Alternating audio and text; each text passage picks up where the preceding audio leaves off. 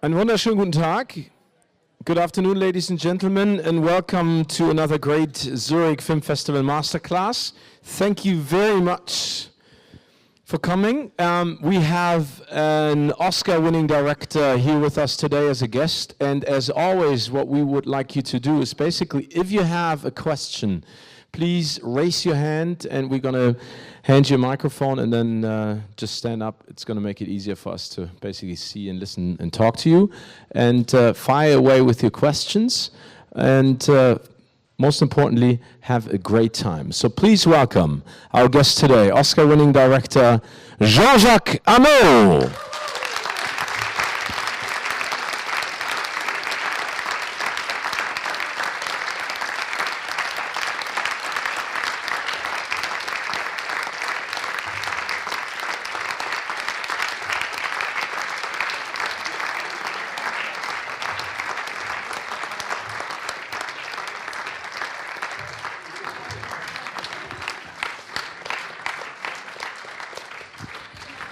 Jean-Jacques, a pleasure. Hello. On that side. On that side. You're on the right side. Okay. I don't like being seated, but.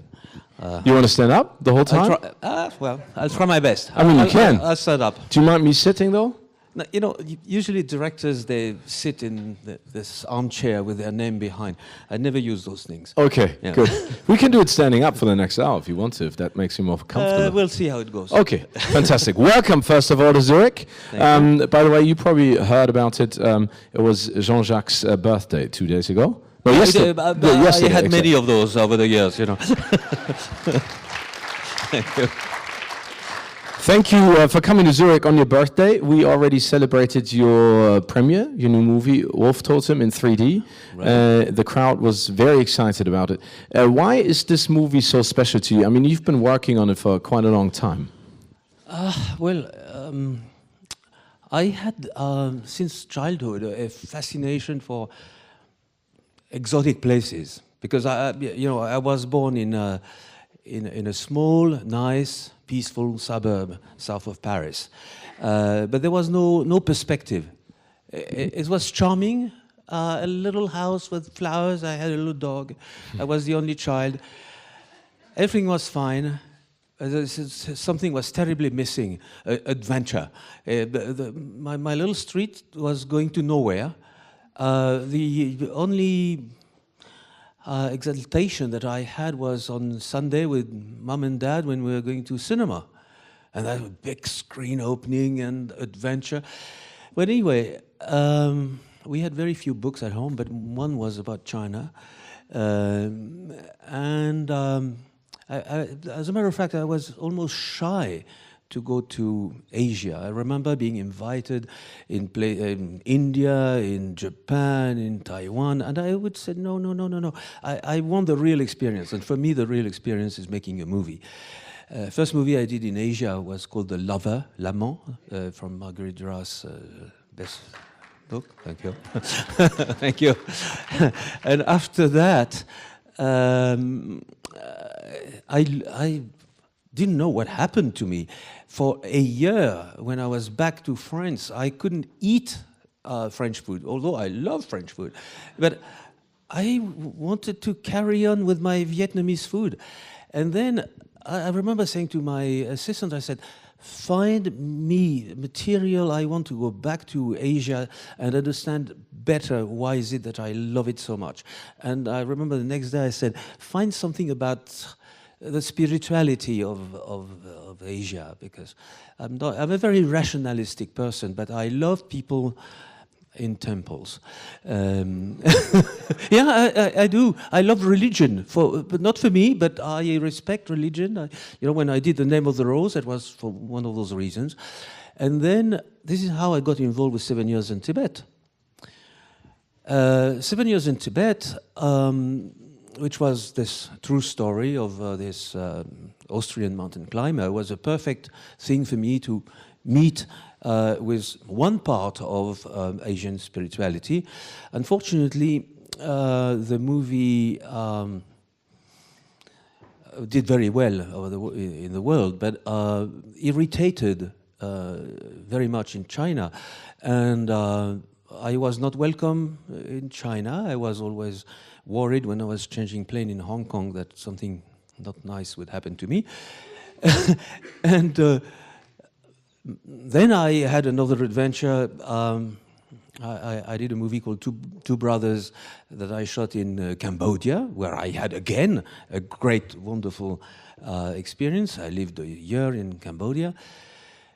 But then, you know, that was this magical land of China that remained a mystery. And 2007, I had a delegation of Chinese people coming to my office in Paris and saying to me, do you know about a Chinese book called Wolf Totem? And I said, yes, of course I know. It's wonderful. And they said, would you consider to direct it? I said, well, wait a minute. I don't think I'm welcome. And the first contact was great. So they looked at each other. They said, all right, China, we have changed. Okay. And then they look at each other and they smile and they say, look, we are pragmatic. We have no idea how you make those movies that we know of you. We need you. And I said, okay. And then a few days later, I was in a plane. I went from the plane to meet the Beijing mayor, who said to me, well, listen, we have a problem with pollution here. I cannot say it, but I can say it to you. You're a foreigner, it's fine. And then I was put in four-wheel drive, and I spent 3 weeks with the writer of the novel and the other character who is in the movie, who became today almost the official painter of Mongolia. And for 3 weeks, I was with a bunch of crazy people absolutely in love with Mongolia. They were Chinese, but in love with Mongolia. We went to see all their old friends. I visited all the places where he used to put his yurt. He used to care about his flock of sheep. He would stop every 5 minutes, and I had to be on my floor and eat some grass, as if I were a sheep, you know. Said, oh, this one, oh, they love it so much. I would eat the...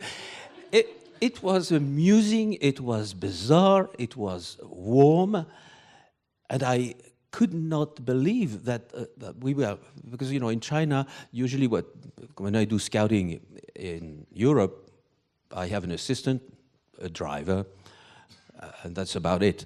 We were 35.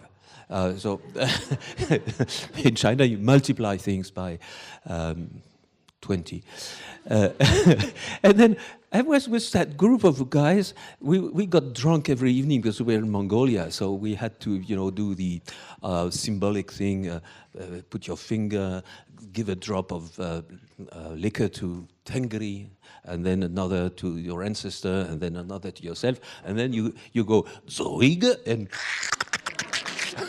all the way down. But it was wonderful. I said, I didn't know I could have so much fun in that place. And then, you know, the fact that we had people they were intellectuals from Beijing. One of them was the head of Beijing television with the third channel of China. His wife, who was a former dancer, she was, you know, dancing. Another guy was a Mongol rock singer. Another one was, all of them in love with nature and saying, you have to help us. We need someone like you. You're an independent voice. We need you to tell us because we cannot say it, but you can say it. And this is how I ended up doing, I've been always very free in my life, but very freely, the movie the way I wanted to make it, with the support of everyone, the Mongols of the village, the governor of the province, the Chinese government, the big company I was working with, just helped me to, and you know, one day, they said a funny thing to me. I was almost worried. I said, why is it that you give me so much freedom?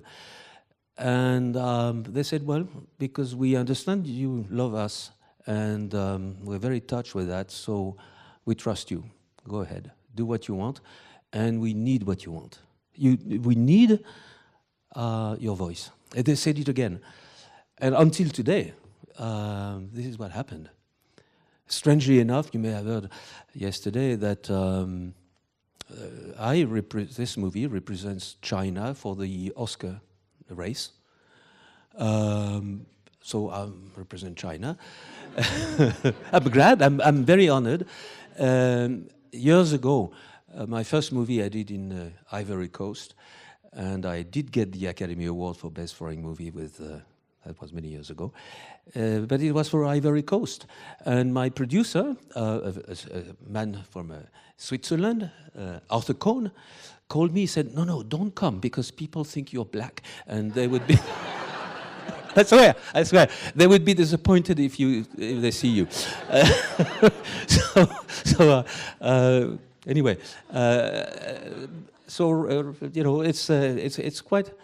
But I also feel that this is what it is to be a filmmaker. Cinema is an international language. I didn't know. I know like 3 words in Mandarin, about 5 in German. I did 2 movies in Germany, lived 1 year in Munich, 1 year in Berlin, a 3rd year in Munich. I speak whatever I can, and it never stops friendship and understanding. And it's great. It seems to be like that, you know, the movies and the books are finding you in a way. And you just mentioned it. Liu Jiamin, I think, is the name of the author of the Wolf Totem book. What kind of person is he? Because it's based on his own experiences. And as far as I understood, that the Chinese, I mean, he did it, but he didn't do it on his own name as a ghostwriter in the beginning. And then it became this phenomenon and a best-selling novel. Why is this so important, especially for the Mongolian people and now for the Chinese people, to turn it into a movie? What makes it so interesting? Well, you know, he wrote it like 12 years ago, this book. And 12 years ago, it was not permitted to say that industrialization had side effects that were not good for health. And this man had a very, I don't know everything about him. I know him very, very well. We became very close friends. But there are some mysterious aspects of his life. This is why he never shows up in public. When there was a 10th anniversary of the publishing of his book, I was the person representing the book. So already, you know, but so there is some aspect of his life. He went to prison after Tiananmen Square. I mean, but there are other things. Complicated, which is what I love in China. It's complicated. No, it's true. Everyone has, you know, not the young generation, but people that are over 40, they all have very interesting stories, sometimes very difficult story. What it is he, when he was very young, when he was 21, he decided to go to somewhere in the countryside. I didn't know where. He was sent to Mongolia, and the same year, something very similar happened to me. I was just finishing film school, and I was sent during my national duty in those years in France, like in Switzerland. We had, as French citizens, to give a year and a half of our life to the army. But I was given to the Minister of Foreign Affairs to teach cinema in Cameroon. And I went to the Cameroon, same year, same moment. Like Jean-Jacques, I had no idea what was waiting for me. I didn't like the idea. The minute the door of the plane opened, I fell in love with the continent. And I'm still in love with the continent. You may have seen me posing in front of Médecins Sans Frontières poster. My daughter is in Africa now. My older daughter is an anthropologist about Africa. Therefore, you know, it has consequences. And therefore, I identified very much with this with this character. The same that happened to him in Mongolia, this fascination for a culture that's so different. You know, between Chinese and Mongol, they don't understand each other. It's not a variation of the same language. It's another group, linguistic group. The Tibetans and the Mongols, they speak an Indian language that has more common words with us than they have with China. They are nomads. The Chinese are traditionally agriculture peasants. So it was a total shock for him. He fell absolutely in love for life. Then after that, he went back to Beijing, became a teacher, had political activities. And 50 years later, he decided to write his story. And he was so much in love with the beauty of Mongolia. He was so much in love with nature, with the need of balance between man and animals, that it's something like, you know, he needed to say. He spitted it out. And nobody paid attention to this book because it was a book about Mongolia. Nobody cares in China about Mongolia. It's a book as thick as that. And he used an unknown name. So nobody paid attention. But his wife is the sort of Marguerite Duras of China. She is writing novels that nobody reads, but she has lots she has lots of interviews, and she's an intellectual. She's a charming woman, and she knew the right publishers. And a very wise publisher decided to put it on the market without saying anything, but having the right connection to say, read this. It's quite an extraordinary book. And then people discovered the book and went, wow, but this is exactly what we have to say. Yes, we have to protect nature, because the contradiction, you know, from here we see a lot of documentaries about pollution in China. Believe me, I was there. I have seen friends of mine trying to find the door for their apartment with their GPS, because it's so, the smog is so thick. So when they discovered this, written by a man living in Beijing, and you know, the traditional culture of China, if you look at Chinese painting, it's all about nature. It's birds, it's horses, mountains, and they love it. Of course, they love also the Ferraris, and they love also modern comfort that pollutes. But then this book became a sort of important book to read. And there was also another message that was sent in the book, a few pages, where he was comparing the population of China to a big flock of sheep, and the Mongols like a pack of wolves. What he wanted to say is, you know, in China there were already hundreds of million people in the previous centuries, while the Mongols were only 10,000 or 100,000 people on horses, nomads. And they created the largest empire of the world, and they run China in Beijing today. It's still very influenced by Mongol and Manchu culture. And the writer was saying, we have a sheep mentality. So then it created a debate, you know, people say, hey, we're not sheep, you know, we're dragons. And and Mongols, they say, what do you mean we're not wolves, you know, we're nice people as well. So it created a debate, and therefore created the fame of the novel, which became the most sold novel, the best-selling novel, since the Mao's Red Book. So it's a phenomenal success, and it make me more personal. When I met this writer for the first time, he lived in a small apartment in a suburb, and he already had piles of his books. But now he has a mansion in the middle of a rose garden. He has a little river around him, and he has a private elevator in the house, and he lives under a chandelier hanging from the ceiling. If it crashes, the whole family is dead. Just so you know, he became now a celebrity. He's a rich guy, but he's still so much in love with Mongolia.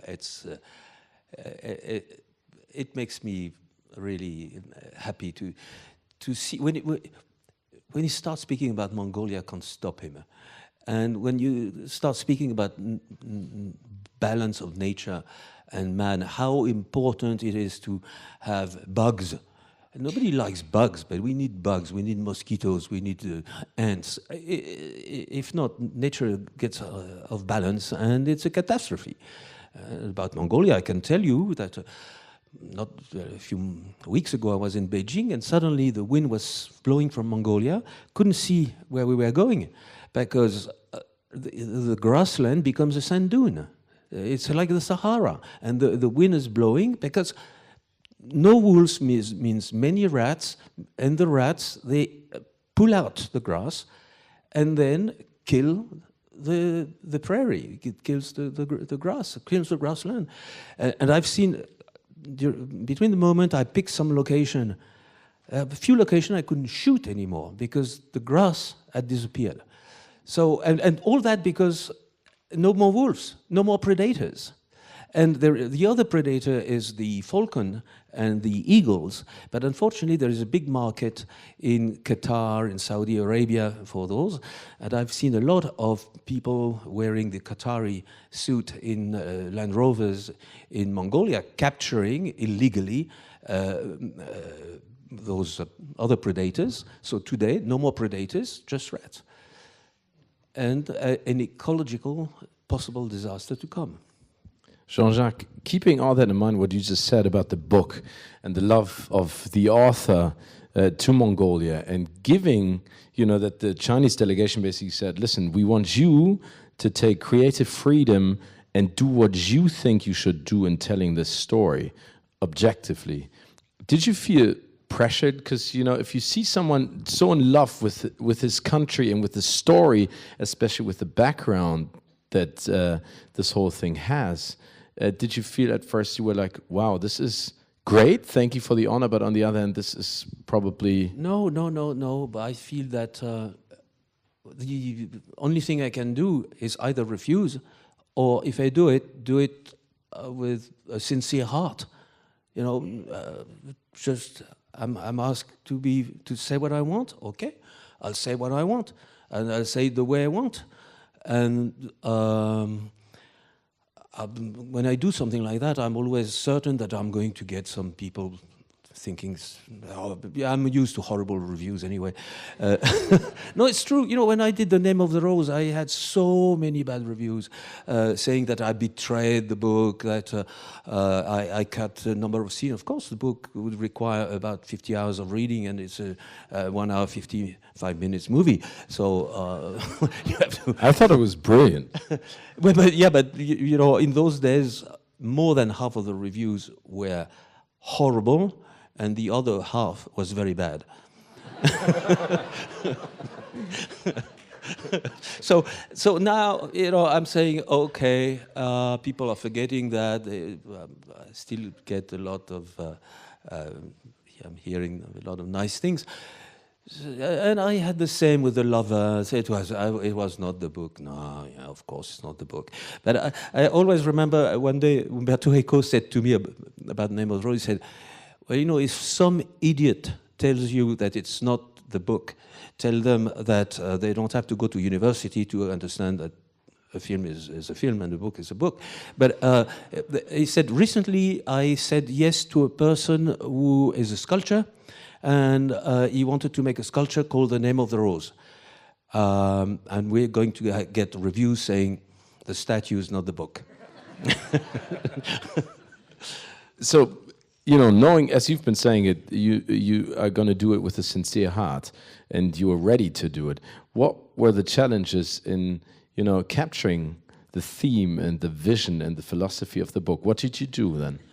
But I do it instinctively, because when I read a book and if I love the book I read, I know why. You know, I would love a scene, for instance, or I'd love a character, or I would love a theme. This is what remains, and therefore this is what I want to convey. I'm not going to ask everyone, say, so what are the pages you like? No, I have to know which pages I like, why is it that I want to make it, and follow and be true to myself.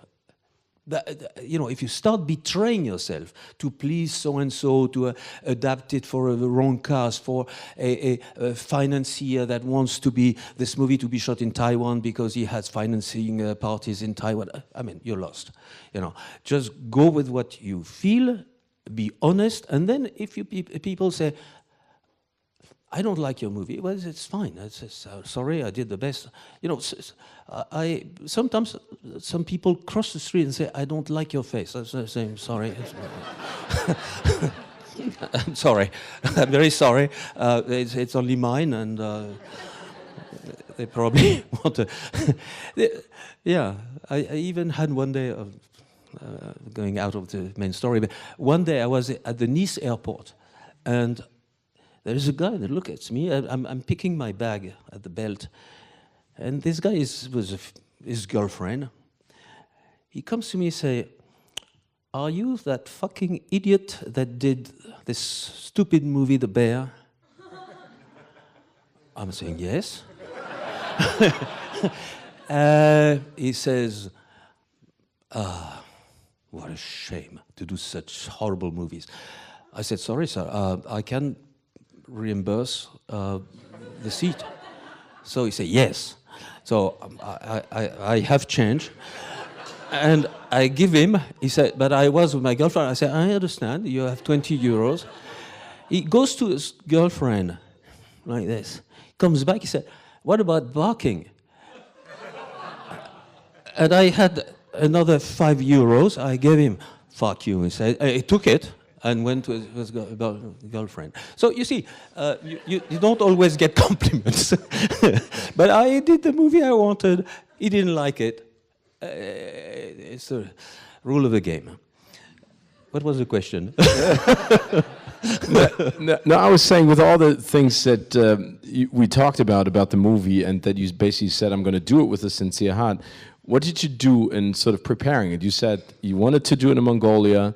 I mean, that was the most important thing. What about, I mean, did you say 3D is what I need to tell the story to show the beautiful countryside as well? I mean, was that something that you said from the beginning, or was that something that sort of turned out after researching, looking at the countryside, talking to the people? No. You know, what I got in China is exactly what I got. You know, I've been living 8 years in Los Angeles. I was under contract with Columbia. I lived in Hollywood for all that period. You always get the same. So when I arrived in China, the first thing the production manager had to do for us was to take us to the police organization where they breed the police dogs. And I said, well, what is it? He said, well, but of course we're going to use dogs. I said, no, it's called a wolf totem, not dog totem. And he said, why? But, why don't you use dogs? I said, because it's called wolf totem and dogs are different from wolves. He said, but nobody knows that and nobody will see the difference. I'll say, I see the difference. And he said, no, just tell the audience that they are wolves. They'll believe you. They trust you. I said they won't trust me after that, if I if I lie once. So the first thing to do was to convince those people to say, okay, not only I want wolves, but I don't want Canadian wolves, because Canadian wolves, they have got long legs, they've got blue eyes, they're black and white, and Mongol wolves are the color brown, and their eyes are either green or hazelnut. And but he said, but there is no trained Mongol wolves. I said, no, but we'll train them. How? I said, well, we have to check. So I started with a casting, not of wolves, but of parents of wolves. So I went to Mongolia and checked the few places. There are people who are in love with wolves, Chinese people, who have private zoos. And there is also an official zoo in a place called Harbin, it's a big, large city in the north, which is the place where I found the best parents. And then we waited to have offsprings. The trouble with wolves in zoos is that they reproduce very, very well. Wolves, there are too many wolves in the zoos, and usually the mothers, they eat their babies. Not nice, nature. Therefore, we had a deal with that zoo, and we got a first batch of 20 babies, 20 little puppies. We hired the best trainer in the world, who came from Canada with his wife, closed his ranch in Canada, and decided to live for 3 years in Beijing. We created a big ranch, a big motel for wolves, with 15 different suites, with private bedroom, private poo-poo room, and private open space, eating space, and then a recreation ground, and then a rehearsing ground. This was as big as a football field.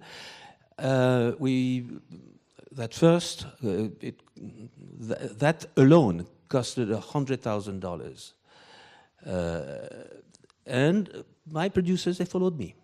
They understood. They said, okay, this Frenchman is crazy, but after all, we went to ask him to do the way he wants. So they've been biting the bullet. And then we had to train. Though train is not the right word. You don't train a wolf like you don't train a snake. They are very, very dangerous. They only follow first their brain and follow their master. They follow the alpha male.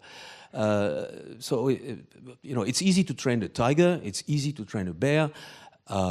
Wolf, forget it. You can sort of tame them, not train them. But in any case, so that started with that, 3 years of preparation. We had to create, this trainer hired like 20 people from New Zealand, from Scotland, and all that. It was an English-speaking crew.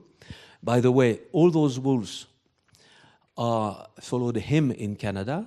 They were born Chinese, but they are lucky enough to have a Canadian passport now. And the other thing, you may laugh, we couldn't let them in China because they didn't understand Chinese. No, I'm serious. Because every people around them were speaking English. And they were quite afraid with Chinese language. For them, Chinese language was the other people, but people close to them, English-speaking. They all have English-speaking names, so now they're in Calgary, apparently waiting for the film trucks, because apparently they enjoyed the shooting very much. It was fun. You just mentioned that you needed the alpha male. I think it was called King Cloudy, the leader of the pack. How did you find him within the offspring? I mean, did they sort of looked for him and then he stood out and then you knew? No. Okay. No. It's democratic tyranny. So they vote for a despot, So nature is such that among the puppies, one puppy took the lead. He was the first one to eat, so he was eating the best part, and then he grew stronger. and he got the best girl, who was the sexiest, and okay, they were together, and the other female wanted to kill her, to the point that we had to get rid of, or to get rid, send those two female back to the Harbin Zoo, because they were ready to kill our star. And then this young puppy grew and became the leader of the band. And for instance, one day we came, with the French ambassador, and the trainer wanted to show that the wolves could howl, you know, woo. So he said to the other trainers, let's howl, you'll see they will howl. So the trainer go, woo, woo, woo, woo, and the wolves start, but now the king, Cloudy, it was not his idea. He went mouth by mouth, shutting their mouth personally. It was just extraordinary, saying, I didn't tell you to howl. I am the boss here. You howl when I howl, not when those idiots are howling. So you know, it's a very, very, very, very strong relationship they have with their male, with the alpha male. Now, a year and a half later, not only was the alpha male, but he was by far the most intelligent, and you could read what he felt in his eyes. So this is why he has the lead. But now one day we had to build, I told you about those ranches, we had to build 4 of them because we had to have one ranch close to each major set. Because you cannot, you know, make your star tired driving them for five hours. It's like a Hollywood star, you know. It's not because we're nice people that they have big trailers. No, they have to be relaxed. They have to be in a good mood. They have to be well fed. They have to be proud. So we use the same methods with the wolves. And therefore, one day when we changed location, Cloudy had a brother. Not much inside the head, but muscular. And he challenged Cloudy. Because Cloudy was happy, because he was an actor, because he trusted me, he decided not to fight. He didn't want to lose his one leg, he didn't want to lose one eye. So he decided to let his brother get the crown. And it was a middle training session where I was there.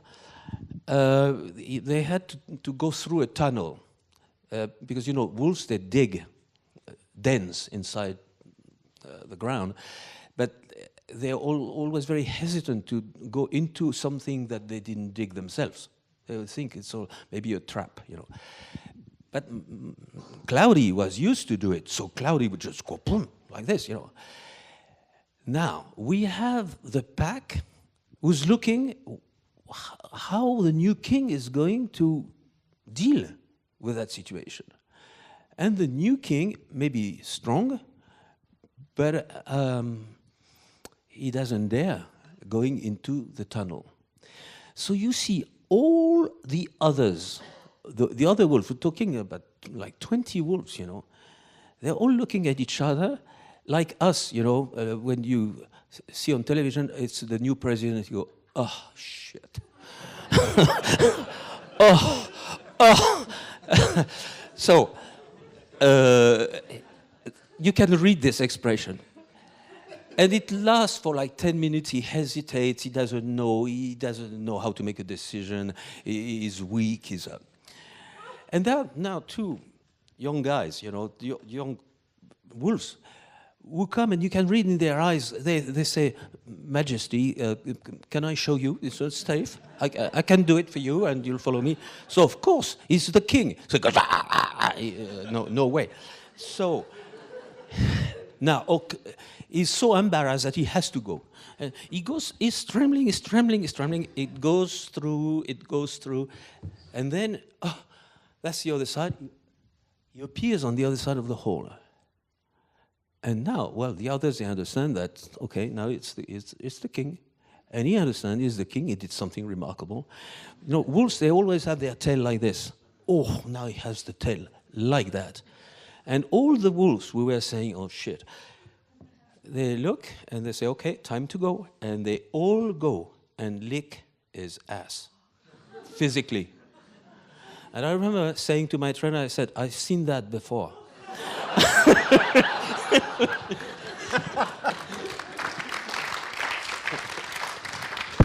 So as you've been saying it in a couple of interviews, dealing with Hollywood actors prepared you to deal with wolves, basically. Well, dealing with people prepares you to deal with animals. Good. What I would like to know is, you know, after the Chinese delegation basically asked you to do this movie, and you've spent so much time and invested so much of your own passion and, you know, work will into this project, have you ever been talking to the Chinese about, for example, 7 Years in Tibet or The Lover? I mean, did they ever come back to you and basically say, listen, those were old times, now everything has changed, we're going to re-release it, or you are, as you've been saying it, you're going to be representing China with this movie? I mean, in what way has their attitude towards you changed? Well, you know, the remarkable thing about Asia is you don't talk about things that may embarrass your guest. So once they said to me, 7 years in Tibet, we just won't never ever talk about it. And we never did. Can I ask a question about 7 years in Tibet?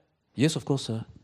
So you were saying earlier that people who... Give us 1 second. I think you're going to get a microphone so everyone can understand it. It's going to make it easier. Thank you. There you go. Thank you. So you were saying earlier that some critics, like at the Nice airport, take you to task. So I want to ask you a question about 7 years in Tibet. It's not my criticism, it's something that I remember. And I'd like your response, because I don't know what the situation is. Some critics said that this was based on a true story, and was it Brad Pitt? Sure, yes. Yeah. So that Brad Pitt's character in real life was a Nazi, and that in the movie, this was either just brushed over or not even presented at all in the film.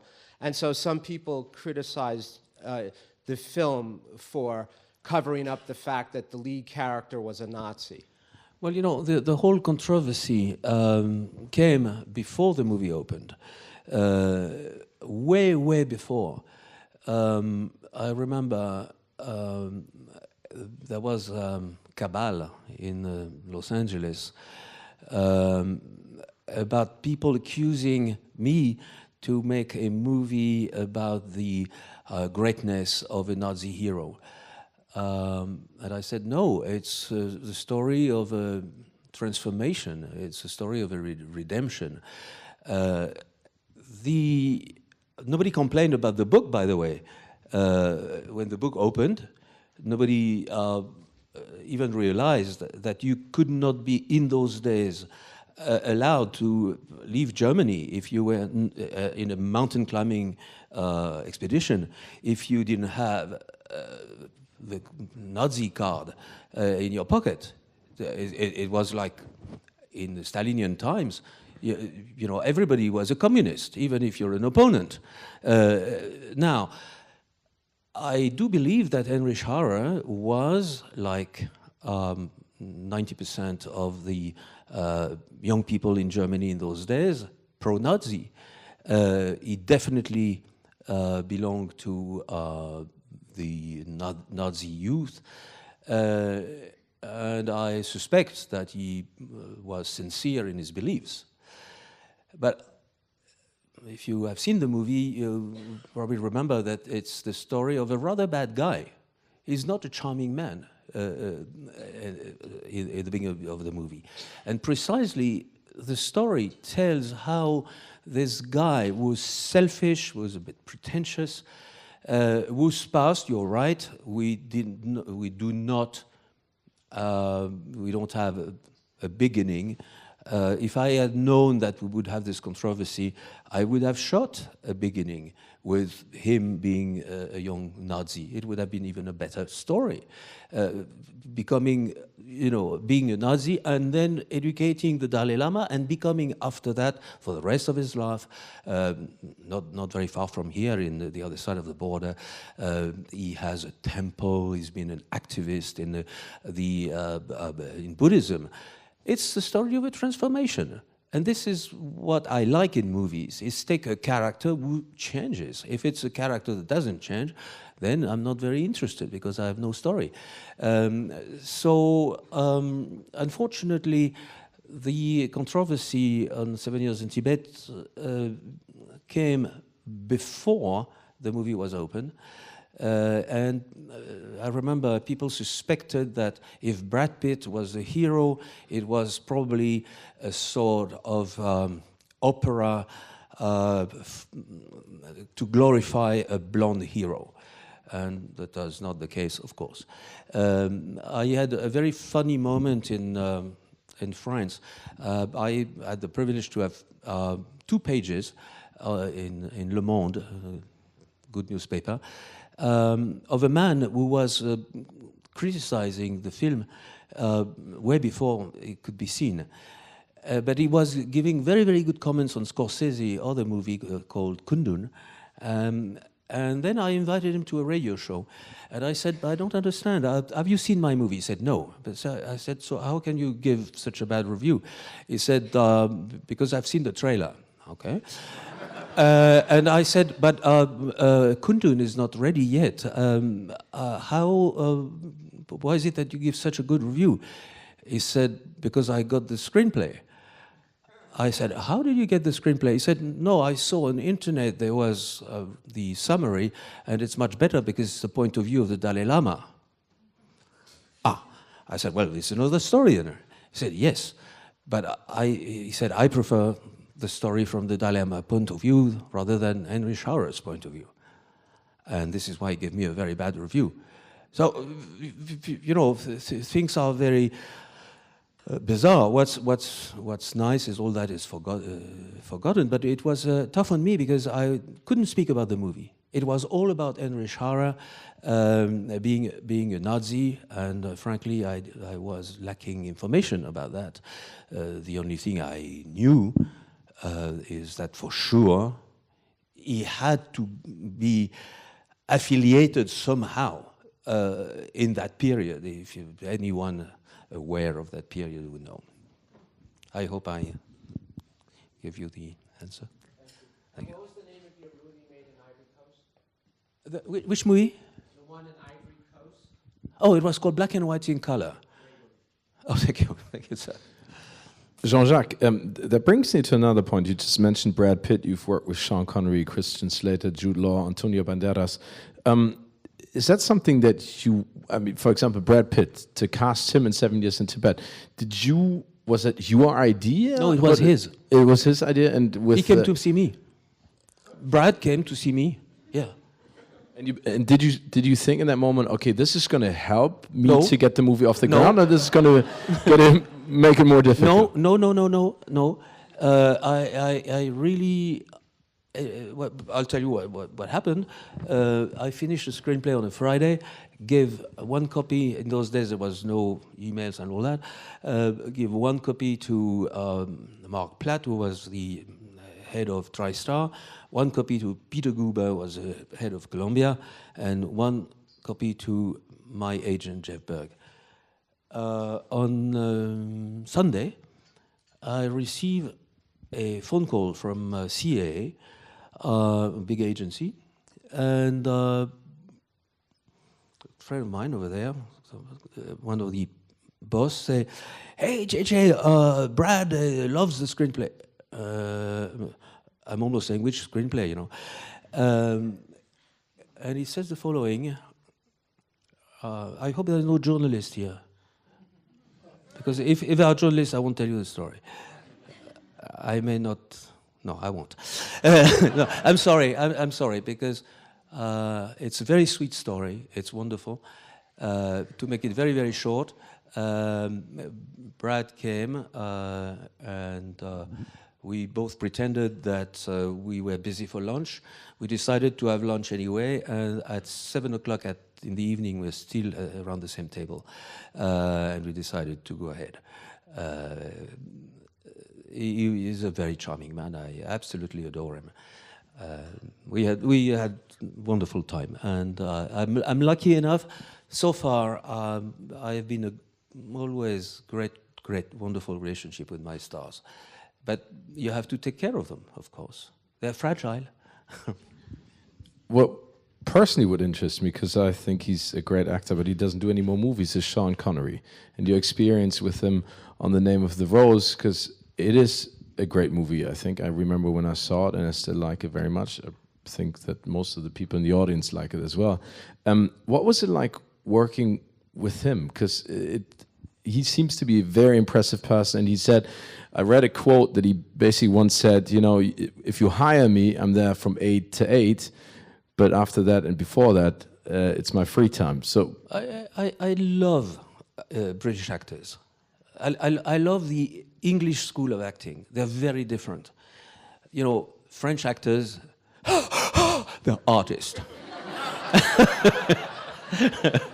They have to feel, improvise. It's talent. They are Rimbaud, you know. American actors, it's method acting. They have to run around the block and run around the block. And English actors, they just learn that it's a skill. It's their job. And for instance, you know, I remember Sean Connery would always say, I don't need to be moved. The audience has to be moved, not me. For instance, you know, first press conference we have, he said, we'll have one press conference, only one. Okay, so 20th Century Fox decides to be in London. In London, we're like 300 journalists, so the first question goes to Sean Connery. Mr. Connery, great actor, blah, blah, blah, the universe, big films, yeah. So, could you tell us what what one needs to become a great actor? Takes the mic, he says, get a good lawyer. He gives me the microphone back. So now there's 400 journalists, a big silence, you know. And they understand that this is it. So some other person say, all right, so what do you think of the quarrels between the Benedictine and the Franciscans in the 13th century? He takes the mic back, he says, ask the boy. It's me, I'm the boy. Because he doesn't need to know. And this is the beauty of it. He doesn't need to know. What he needs is to have a part that he understands. I'll give you another thing that, and it's one of my best experiences in life, because I love giving freedom to actors, but also love giving very precise details. I remember, you know, he always would ask, boy, do you want me to have the glass here, or here, or here? So I'd say, second position. How long do I keep it? 2 seconds and a half. All right. My face, this way, Sean, there's a light here. Be careful, if not, it gives you a shadow here. Right, boy. All right. And roll. And he would get the glass, exactly right position, right angle, done. Yeah. And so one day he comes to me, and on a Sunday, he says, there was something he didn't understand. So he says, can we go on the set? I'd like to rehearse the scene. I'm saying, Sean, the set is not built. He said, but can we go in the studio where the set is going to be built? I said, yeah, of course. So he said, here is the lectern. How far is the window? How many feet? I say 3, I have to invent, 3 steps and a half. Goes 1, 2, 3 and a half. And then you look through the window is here, and you look through like this. Okay, so we rehearse. Now, 3 weeks later, we shoot the scene. There's a lectern, but unfortunately the window is a bit further away. He couldn't do it. In the movie, he goes 1, 2, 3 and a half. Look through the window, who's over there? No, but you know what? I respect that. I respect that because what does it mean? It means that this man every morning in his bathroom has been rehearsing. And he is like, I know I won't have any problem because he's going to know his lines, all the behavior is right.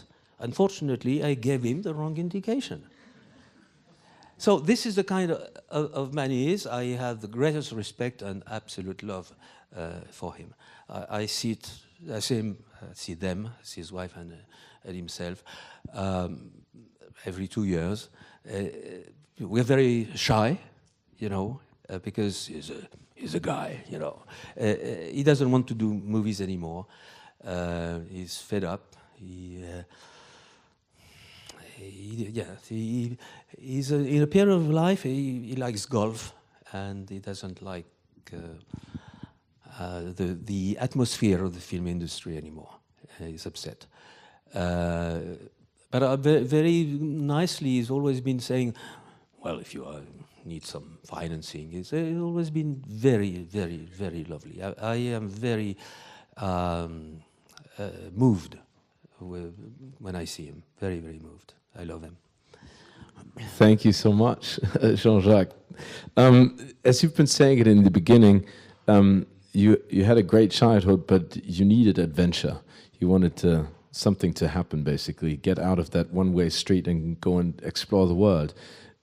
Was it a given for you that you knew this is something that you could accomplish in doing movies? I mean, was that sort of like the trigger that made you study movies and go into that direction? Probably so, because I remember vividly I decided to be a filmmaker. I didn't know what it was really, but because when I was 6.5 or 7, I was reading Mickey Mouse magazine. That was what, and one day with Mickey Mouse magazine came a catalog of a photo shop where they had, I mean, a shop selling cameras, where they had a wonderful catalog with all those machines, you know, still photography, but also movies. When my mother came back from work, I said, "Mom, I want to use those machines," and it's because it was a combination of a toy and of the dreams of my Saturday afternoons. And my mother made a few phone calls, and friends were, they said it's a catastrophe, because he's such a good student, you know, because I was a good little boy, I had good marks at school, and my mother was horrified that they wanted me to be an engineer in the electrical department or at the railway. My father was in the railway, so, you know, railway in France in those days were like Swiss railway. They were clean and operating on time. So that was a great future. But my mother went to the local bookshop and said, "Do you have a book about becoming a filmmaker?" So the lady said, "No, but there is a magazine called Future, and maybe one day you'll have an article about that." 1 year later there was, And my mother took me to the prestigious FEMIS, it was called IDEC in those days.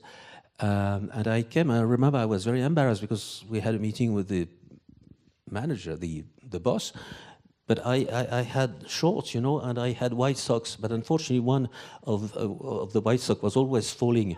So I spent my time pulling up because I wanted to be nice in front of Mr. le Directeur. Well, I'll make it short, but anyway, he did remember that I showed up when I was 7 years old, and I went to that film. I did that film school. I'm a graduate of that film school, and got my diplomas very, very young. I've been a director since I was 19 and a half, and yesterday I turned 72. So I've never done anything else. Unfortunately, we only have time for one more question, Jean-Jacques, and I would like to hand the microphone to the lady over there. Yeah, exactly.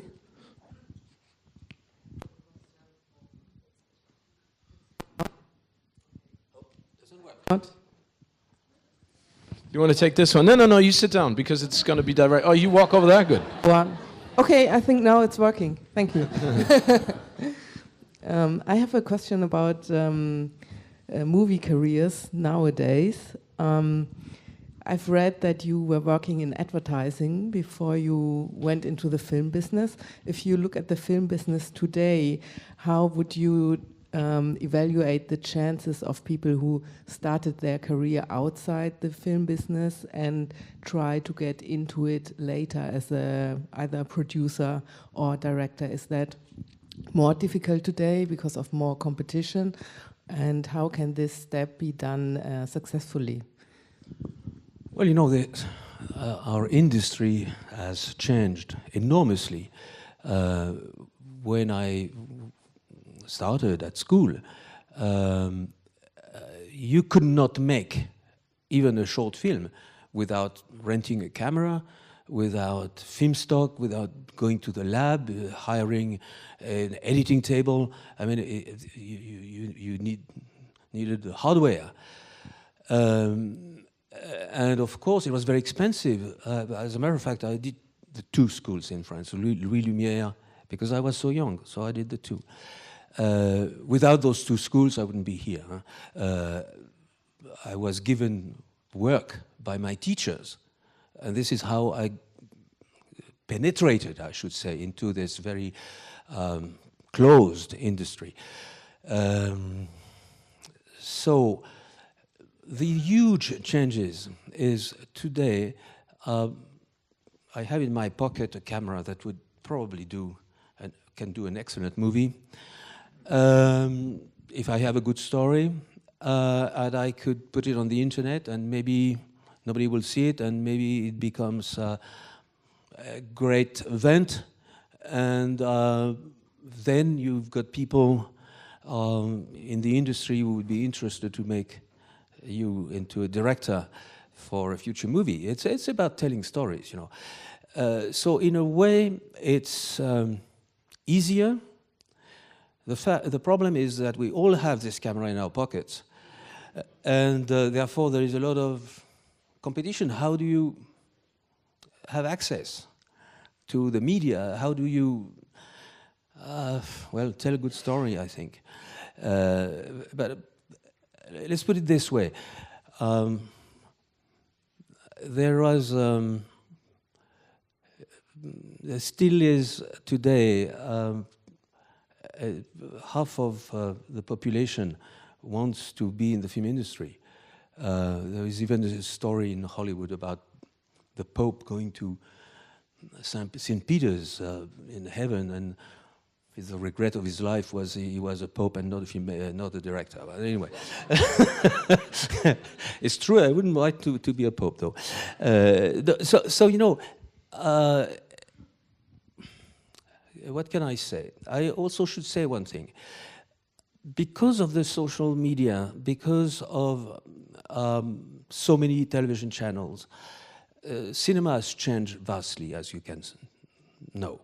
There are still local movies in our local languages, but the cinema today is mostly blockbusters with no story. Visual that can be understood by people of very different culture and background, by young people who are more used to see life through a video game than experiencing the reality of life. The world is changing, therefore cinema has been vastly changing. I'm just back from Los Angeles, and for the last 10 years, I've been hearing the same thing over and over again. I even yesterday, I have it in my pocket, I received another offer for a blockbuster in Los Angeles. I can't even read the screenplay. It's so silly. It's and I understand why. Because if you don't do that, you have no chance to open in Singapore and in Shanghai and in Peru and in Argentina the same day. Why the same day? Because if you wait a week, your movie is going to be pirated and you will have it for free. I spent 2 weeks in Moscow. I was sent by my distributor who said, you have to be the president of Moscow Film Festival. They love you over there, and where you can open the movie. Well, I did promotion for a movie that has been available in Russia in Russian, dubbed in Russian, available everywhere on the internet in absolute pristine quality. So I did promotion for a movie that was free and pirated. This movie, Wolf Totem. So of course the world is changing because of that, and today, my job personally, very fortunately, didn't change. I'm still doing the movies the same sort of way, but in Hollywood, a lot of people are just guns for hire, and if the studio doesn't like it, they just change the guy. They take another guy. It doesn't matter. Because, if you have a green alien that is chasing a red metal turtle, do you really need someone with vision? You just need a few guys with good experience in visual effect that are somewhere in Sri Lanka. You'll never meet them. You'll meet a guy, maybe in London, who speaks your language, but the work is going to be made in Tunisia, Madagascar. It comes back to London, but the instruction you give in London is not understood at the other end. So we're into something different. Now, where is creativity now? In television, I must say. So the best screenplay writers and a lot of my colleagues, most of my colleagues, decide to drop the film industry. They're not interested, and they go into television and make smaller budget but better stories. And I'll end with a personal note. You may have heard that the man who did the music for many of my movies, The Name of the Rose and Wolf Totem, James Horner, had a terrible crash with his own plane and is not around anymore. And a few days before he had this accident, he was saying to me with a small voice, Jean-Jacques, how can I be a composer for movies that I don't understand? With all those, how can I do a music for two robots that are blowing each other? And I hope that what happened was a mechanical accident. I'm not sure. Jean-Jacques, thank you so much for coming to Zurich. This has been great. Ladies and gentlemen, Jean-Jacques Annaud. Thank you very much.